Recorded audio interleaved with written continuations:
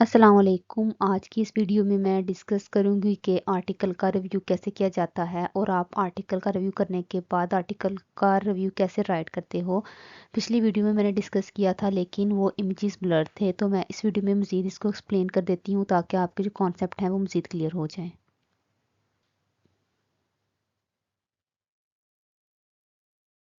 सबसे पहले जो हेडिंग होती है वो ऑथर्स ऑफ द आर्टिकल होती है। सबसे पहले आपने टाइटल को राइट करना होता है कि जो आर्टिकल का टाइटल है वो क्या है, जैसे कि ये टाइटल है इस आर्टिकल का।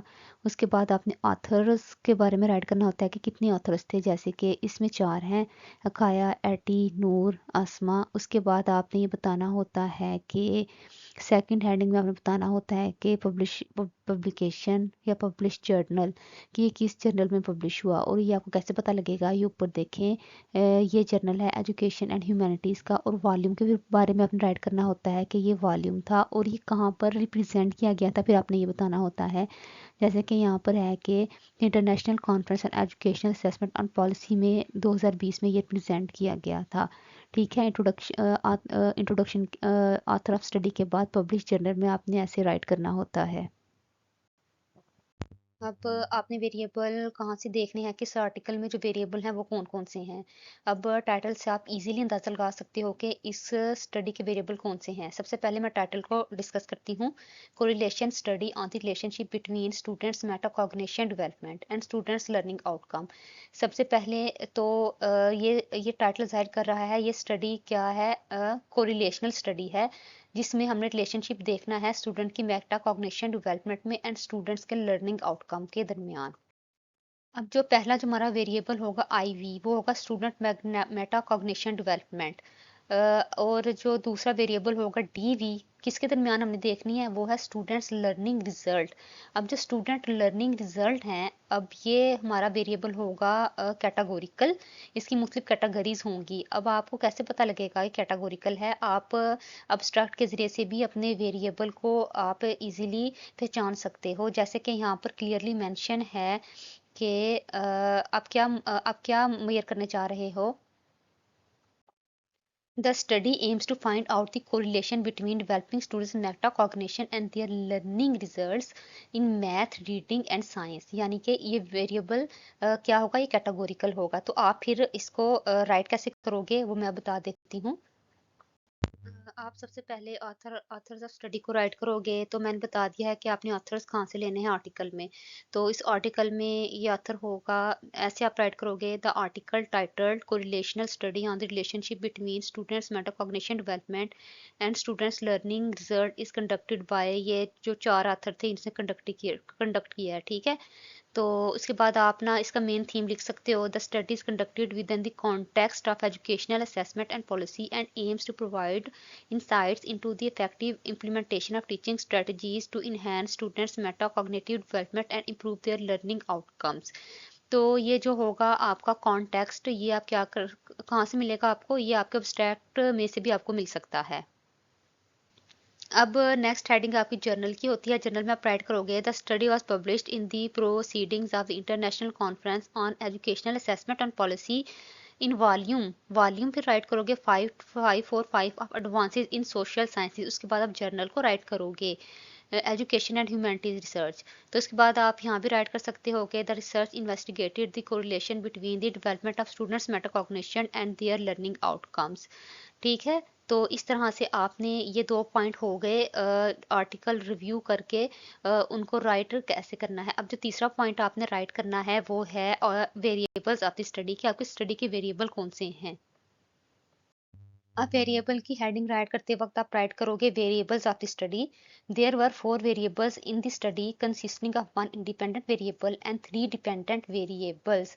मैंने आपको बताया था ना कि जो हमारा जो डिपेंडेंट वेरिएबल है वो कैटेगोरिकल है। The independent variable is developing student metacognition clear, while the dependent variables are mathematics learning outcomes, reading learning outcomes and science learning outcomes. अब वेरिएबल ऑफ स्टडी के बाद आपने जो हेडिंग राइट करनी होती है वो होती है आपका सेंट्रल थीम। यानी कि आर्टिकल रिव्यू आप कर रहे हो तो सेंट्रल थीम क्या है आपका।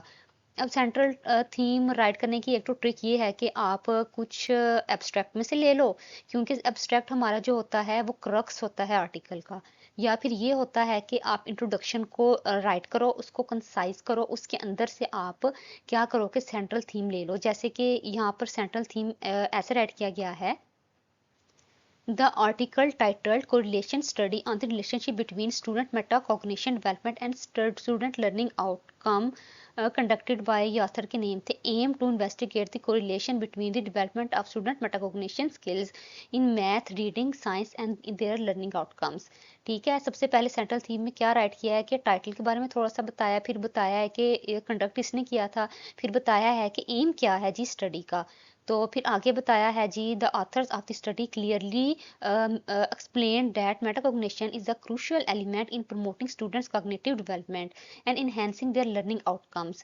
It refers to the ability to reflect on and regular one's own thinking process, which help individuals to monitor their own learning, set goals, and make effective decisions. Despite its important metacognition development has received limited attention from teachers and researchers, particularly in the context of Indonesia. तो ये जो ये यहाँ से जो है ना ये इंट्रोडक्शन में से ही निकाला गया है, इंट्रोडक्शन को कंसाइज करके इसको राइट किया गया है, जबकि ये जो सेंट्रल थीम स्टार्टिंग वाला है ना ये एब्स्ट्रैक्ट में से लिया गया है।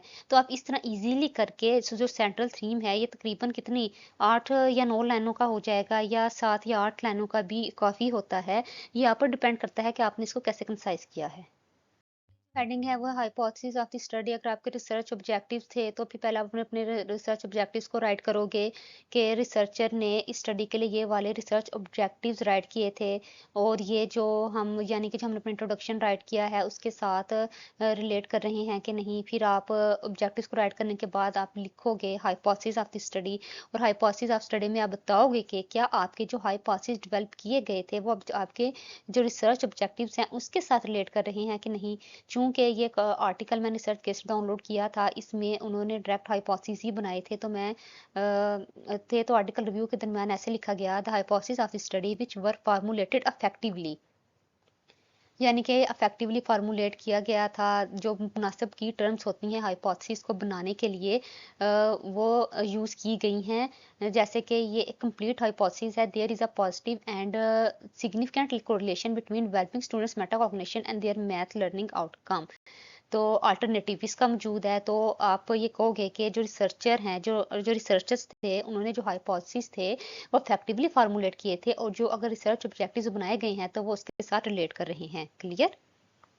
अब अगला जो पॉइंट है वो रिसर्च मेथोडोलॉजी का है। रिसर्च मेथोडोलॉजी में आपने कौन कौन से पॉइंट राइट करने हैं रिव्यू के दरमियान मैं आपको बताती हूँ। द स्टडी कंडक्टेड बाय ये ऑथर्स हैं used a quantitative research method to investigate the correlation between students metacognition development and their learning result. The total sample of students were इतने सैंपल थे और स्टूडेंट्स कौन थे Indonesian. The study use two instrument to collect data a metacognitive questionnaire and a learning result test. The metacognitive questionnaire was used to measure student metacognitive development, while the learning result test was used to measure students' learning outcome. The data collection technique for the learning process in the development in developing student metacognition variable was done using questionnaire sourced from PISA 2018, with only 7 questionnaires related to the variable were taken. अब इस सारे paragraph में सबसे पहले क्या write किया है कि ये रिसर्च का जो रिसर्च डिज़ाइन है वो कौन सा है। ठीक है, कौन सा मेथड यूज़ किया गया। पहले डिज़ाइन की बात आएगी फिर रिसर्च मेथड की बात आएगी। जी यहाँ पे जी क्वांटिटेटिव रिसर्च मेथड को यूज़ किया गया है कि मेटाकॉग्निशन जो कोरिलेशन है स्टूडेंट्स की उसको देखने के लिए। उसके बाद सैम्पलिंग टेक्निक कौन सी थी, सैंपल कहाँ से इकट्ठा किया था। ठीक हो गया। उसके बाद इंस्ट्रूमेंट कौन कौन से थे। इसमें इस स्टडी के अंदर 2 इंस्ट्रूमेंट यूज़ किए गए थे। एक मेटाकॉग्निटिव क्वेश्चनियर था, दूसरा लर्निंग रिजल्ट था। ठीक है, तो कौन सा क्वेश्चनियर यूज़ किया गया था मेटाकॉग्निशन डेवलपमेंट को मेजर करने के लिए, और लर्निंग रिजल्ट को मेजर करने के लिए कौन सा क्वेश्चनियर यूज़ किया गया था, और क्वेश्चनियर की जो वैलिडिटी थी और जो रिलायबिलिटी थी उसको कैसे निकाला गया था। ये सारे आपने रिसर्च मेथोडोलॉजी के अंदर बताना होता है कि जो आपका जो रिसर्च डिज़ाइन है वो अफेक्टिवली फार्मूलेट किया गया है। आपका जो रिसर्च डिज़ाइन है वो जो आपके हाइपोथेसिस हैं उनको चेक करने के लिए लिए बिल्कुल अप्रोप्रिएट है। आप ये वर्ड भी यहाँ यूज़ कर सकते थे कि the study used a quantitative research method to investigate correlation between student metacognition development which was developed effectively. ठीक है, और जो तमाम कंपोनेंट इसमें हैं रिसर्च मेथोडोलॉजी के सैम्पलिंग टेक्निक वो एक दूसरे के साथ बिल्कुल अलाइन करते हैं। जो हमने रिसर्च ऑब्जेक्टिव्स बनाए हैं उसके लिहाज से ये जो स्टडी है बिल्कुल अप्रोप्रिएट है। क्लियर हो गया? के बाद आपने बताना है कि डाटा है उसको कैसे एनालाइज किया गया था। जो नेक्स्ट सेटिंग होगी वो होगी डाटा एनालिसिस की। जैसे कि data data collected were analysed using Pearson product correlation coefficient, यानी कि हर टेक्निक है वो सही यूज़ की गई है क्योंकि हमारी कोरिलेशन रिजल्ट थी और पियर्सन को प्रोडक्ट जी मूवमेंट कोरिलेशन को यूज़ किया गया है। बस इतना ही काफ़ी है, लेकिन अगर आप ये राइट करना चाहते हो कि ऐड करना चाहते हो कि जो रिसर्चर है जो राइटर है उसने नॉर्मलिटी लीनियरिटी टेस्ट परफॉर्म किया था 4 वेरिएबल पे, वो भी आप राइट कर सकते हो, अपने कमेंट दे सकते हो उस पर। तो ये हेडिंग होती है डाटा एनालिसिस की। डाटा एनालिसिस की हेडिंग के बाद अगला जो स्टेप आपने राइट करना होता है वो होता है रिजल्ट्स का। रिजल्ट्स के अंदर आपने क्या करना होता है? अब अगला जो स्टेप है जी वो रिजल्ट का है। अब यहाँ पे पहले मैं इसको ना थोड़ा सा पढ़ के आपको बताती हूँ। The hypothesis were tested and analysed using non parametric method. ठीक है, पैरामेट्रिक मेथड था, नॉन पैरामेट्रिक मेथड था जी। ठीक है, इन्होंने बता दिया, इसमें एक्सप्लेन कर दिया है। Through Spearman rank correlation, correlation कौन सी यूज की गई थी? स्पेयरमैन रैंक थी। ठीक हो गया। If the significance value is less than 0.05 it is considered to have a correlation. ठीक है, while a significance value greater than 0.5 is considered to have a correlation. Against the first hypothesis, the result showed that there was a positive and significant correlation between students' metacognition and the learning result is subject of math, science and reading. However, it was weak correlation. ठीक है जी, इन्होंने बिल्कुल concise किया, इस example के दरमियान बिल्कुल ठीक राइट किया। सबसे पहले इन्होंने बताया कि हाइपोथेसिस को कैसे टेस्ट किया गया और एनालाइज करने के लिए कौन सी पैरामेट्रिक मेथड यूज़ किया गया कि नॉन पैरामेट्रिक मेथड यूज़ किया गया, फिर उसके लिहाज से ही कौन सी कोरिलेशन यूज़ की गई। ठीक हो गया। अब ये सारी चीज़ें ना आपको रिजल्ट के सेक्शन में मिल जाएंगी। ठीक है, आपने एक दफ़ा उसको स्टडी करना है, फिर इसको कंसाइज करना है और अपनी वर्डिंग में राइट कर देना है। ठीक हो गया। अब जी जैसे कि आप लोग जानते हो कि सिग्निफिकेंस वैल्यू कितनी होनी चाहिए, फिर इन्होंने ये बताया। फिर इन्होंने बताया कि अगर ये ऐसे हाँ जी, फिर उन्होंने ये बताया सिग्निफिकेंस वैल्यू कितनी होनी चाहिए। ठीक हो गया। फिर बताया कि जो फर्स्ट हाइपोथेसिस था, फर्स्ट हाइपोथेसिस का क्या रिजल्ट आया, ये राइट किया, और फिर बताया कि जो कोरिलेशन थी ये वीक थी। इस तरह से आप 2-3 लाइनों के अंदर ना अपने जो रिजल्ट हैं उसके बारे में रिव्यू करके आप इजीली राइट कर सकते हो कि जो कैसे रिजल्ट आए स्टडी के दौरान और जो टेक्निक थी जो यूज़ की गई थी वो इफेक्टिव थी। ठीक हो गया। तो उसके बाद आपने जी फाइंडिंग्स के बारे में बताना होता है। जो अगली हेडिंग होगी वो होगी फाइंडिंग्स ऑफ द स्टडी। जो अगली जो हेडिंग है वो है फाइंडिंग्स ऑफ द स्टडी। अब फाइंडिंग ऑफ स्टडी में देखते हैं इन्होंने क्या राइट किया है। The findings of the study align with the theory that metacognition plays a crucial role in learning. ठीक है जी अब जो हमारी फाइंडिंग है वो अलाइन करती हैं जो हमने मेटाकॉग्निशन का टॉपिक लिया था उसके साथ बिल्कुल अलाइन कर रही हैं। ठीक है, the article provide valuable insight into the importance of metacognition enhancing students learning outcome. और जो ये आर्टिकल है ये हमें क्लियरली इंफॉर्मेशन दे रहा है कि स्टूडेंट्स के जो लर्निंग आउटकम है उसको कैसे इन्हांस किया जा सकता है। The authors have presented their findings in a clear and concise manner. जो की वर्ड आपने यूज करने हैं कि जो ऑथर है उसने अपनी फाइंडिंग्स को बहुत ही क्लियर और कंसाइज मैनर में रिप्रेजेंट किया है। क्लियर हो गया। अगर डिस्कशन आप राइट करना चाहते हैं तो आप कर सकते हो, जैसे इन्होंने राइट किया हुआ है। The findings suggest that improving student metacognitive skill can lead to better academic performance. Therefore, it is important for educators to incorporate metacognition strategies in their teaching, learning practice to enhance students' metacognition skills and improve their academic performance. जी discussion में इन्होंने ये right किया है और साथ इन्होंने weakness को भी बताया है। However, the weak correlations suggest that other factors may play a role in determining learning outcomes. मेरे ख्याल से अगर डिस्कशन की बजाय यहाँ पर ऑप्शन हो जाए कि लिमिटेशंस ऑफ द स्टडी क्या हैं, उन लिमिटेशन ऑफ स्टडी क्या है उनको लैदा हेडिंग में राइट किया जा सकता है। और जो पॉजिटिव पॉइंट हैं उनको लैदर हेडिंग में राइट किया जा सकता है। लेकिन ओवरऑल आप फाइंडिंग में भी ये सब कुछ आप राइट कर सकते हो। ठीक हो गया? तो ये आपने इस फाइंडिंग्स के बाद जो अगला जो स्टेप होगा वो होगा कंक्लूजन का। आपने ओवरऑल कंक्लूजन क्या था वो आपने इस आर्टिकल रिव्यू करने के बाद वो आपने राइट करना है। लास्ट हेडिंग है वो कंक्लूजन। आपने वहां से भी एक दफा राइट कर लेना है आर्टिकल से, फिर इसको कंसाइज कर लेना है कि कंक्लूजन क्या आया था। In conclusion this article contributes to the literature on metacognition and learning by demonstrating the correlation between metacognition development and learning outcome. ठीक है, क्या कर रहा है कि ये लिटरेचर को कंट्रीब्यूट कर रहा है और बता रहा है कि जो स्टूडेंट्स की मेटाकॉग्निशन डेवलपमेंट और लर्निंग आउटकम्स के दरमियान क्या रिलेशनशिप है, पहली बात। दूसरी बात, कंक्लूजन में क्या बता रहा है, finding the finding of the study have implications for educators and policy makers who can use the results to design interventions aimed at enhancing students metacognition skills to improve their learning outcomes। यानी कि जो finding of the study होंगी उसकी क्या application होंगी ये बताया जाएगा। फिर जी अगर कोई नेगेटिव पॉइंट था, यानी कि अगर यहाँ पर जैसे मेंशन है however the weak correlation suggests that other factors may also contribute to academic success, आप उसको राइट कर सकते हो। उसके बाद जी फ्यूचर के बारे में बताया जा रहा है जी, educators need to promote a growth mindset among students to encourage them to develop their metacognitive skills and improve their learning outcome। ये आपने पूरे आर्टिकल का रिव्यू किया है। अब पूरे आर्टिकल का रिव्यू करने के बाद एक इंपॉर्टेंट स्टेप जो आपने राइट, ये जर्नल रिव्यू की बात कर रही हूँ मैं, अगर असाइनमेंट में आप राइट करना चाहो, ये डिपेंड करता है कि आपकी जो पेज की लेंथ है वो कितनी है। अगर तो आपके सुपरवाइजर ने आपको कहा है कि आपने 5 पेजेस तक का करना है तो आप ऐसे राइट करोगे और एंड पे आप क्रिटिक ऑफ आर्टिकल को राइट करोगे, जो मैं अभी आपको करके दिखाती हूँ। अब ये असाइनमेंट के दौरान जो क्रिटिक ऑफ आर्टिकल है ना, ये बहुत इंपॉर्टेंट स्टेप है। ठीक है, आपने इसको लास्ट में राइट करना होता है, आप हेडिंग दे दो। ठीक है, उसके बाद आप राइट करो the correlation study on the relationship between student metacognition development and students learning result is a informative study and explores the relationship between students metacognitive development and their student academic performance। Clear? Title के बारे में बताया, ये informative study है, ये क्या explore कर रही है। तीनों पॉइंट क्लियर हो गए एक ही इस लाइन में। ठीक हो गया?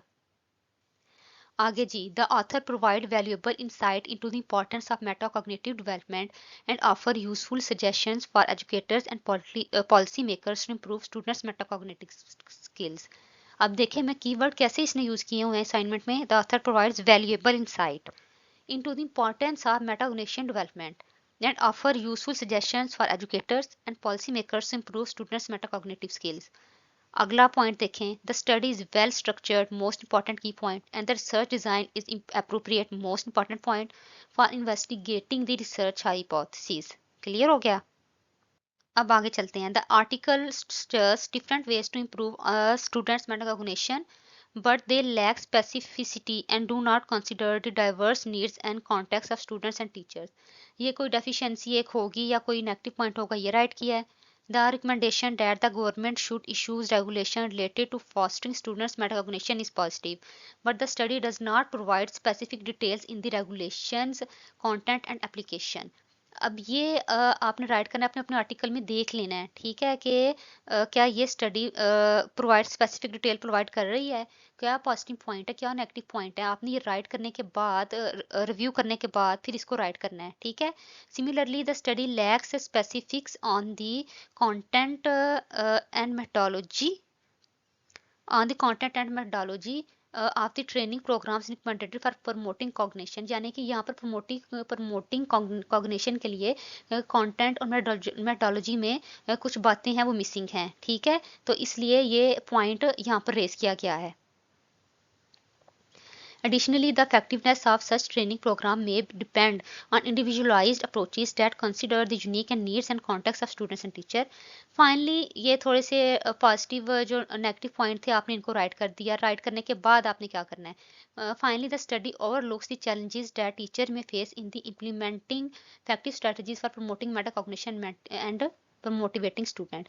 तो ये आपने बताना है कि सेंट्रल थीम थोड़ा सा फिर आपने ऐड कर देना है। ठीक है, क्या आपने स्टडी किया रिव्यू करने के बाद, फिर आपने ये सारा पैराग्राफ ऐड करने के बाद आपने ओवरऑल कंक्लूड करने में क्या कहना है, overall the study guide provides a good foundation for future research on effective strategies for promoting metacognition development in educational setting. और future के लिए further research is needed to explore the factors that affect students' beliefs about the students. Learning outcomes. तो इस तरह से आप critic of article को right करोगे। ये तकरीबन कितना हो गया है, तकरीबन 3 पैराग्राफ हैं ये। तो जो आपके आर्टिकल पर डिपेंड करता है, इतना ही तकरीबन होना चाहिए क्रिटिक ऑफ आर्टिकल। अब जो कुछ सुपरवाइजर होते हैं, उनका ये कहना होता है कि ये तकरीबन 1.5 पेज का हो या 2 का हो, कुछ का होता है 5 का। अगर 5 का होगा तो आप इस तरह से आर्टिकल को रिव्यू करके इजीली आप राइट कर सकते हो। लेकिन अगर 1.5 पेज का होगा तो आपने सिर्फ क्रिटिक ऑफ आर्टिकल को ऐसे राइट करना है। उसमें आप पहले क्या करोगे कि आप ऑथर ऑफ स्टडी का क्रिटिक ऑफ आर्टिकल को राइट की हेडिंग लिख के उसमें आप राइट करोगे ऑथर ऑफ स्टडी क्या थे, ठीक है जी, वेरिएबल ऑफ द स्टडी क्या यूज़ किए गए थे, जैसे मैंने ऊपर बताया।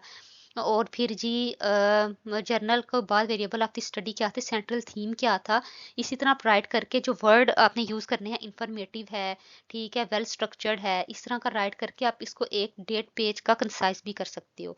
तो ये जो कॉन्सेप्ट था, ये था आर्टिकल रिव्यू को कैसे राइट किया जाता है। तो इस तरह से इजीली आप 1.5 पेज का भी कर सकते हो और ऊपर वाले सारे पॉइंट को कंसाइज करके और 5 पेजेस का भी कर सकते हो। ठीक हो गया। तो इस तरह से क्रिटिक ऑफ आर्टिकल लिखा जाता है और आर्टिकल को रिव्यू करके राइट किया जाता है।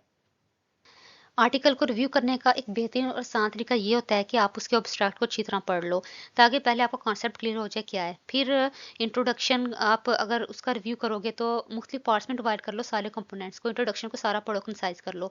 मेथडोलॉजी को सारा पढ़ो, कंसाइज कर लो। इसी तरह आप कंसाइज करते करते इजीली आर्टिकल को रिव्यू करके अपने जो पॉइंट्स हैं वो दे सकते हो। अगर आपको ये वीडियो इन्फॉर्मेटिव लगी हो तो इस वीडियो को लाइक कीजिएगा और मेरे चैनल को सब्सक्राइब कीजिएगा, ताकि मज़ीद जो वीडियोस आपको मिलती रहें। अगली वीडियो में मैं आपको ये भी बताऊंगी कि जो आर्टिकल है उसको कैसे राइट करना है आपने पब्लिकेशन के लिए। Thank you.